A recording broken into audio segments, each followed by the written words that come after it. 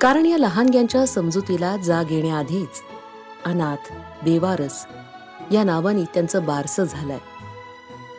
हे समाजाचं एक रूप आहे. तर दुसऱ्या बाजूला कित्येक जोडपी आहेत ज्यांचा आयुष्य समृद्ध करणारा आनंद हिजून जातो. डॉक्टरी इलाज, प्रार्थना, याचना सारे उपाय होतात, परंतु अपत्य प्राप्तीसाठी त्यांचा जीव तळमळतो. या दोघांचा दुःखद, वेदनादायक प्रवास या संस्थेपाशी संपतो. वात्सल्याचे दरवाजे खुले होतात. आशेच्या किरणांनी थिजलेली स्वप्न प्रवाहित होतात.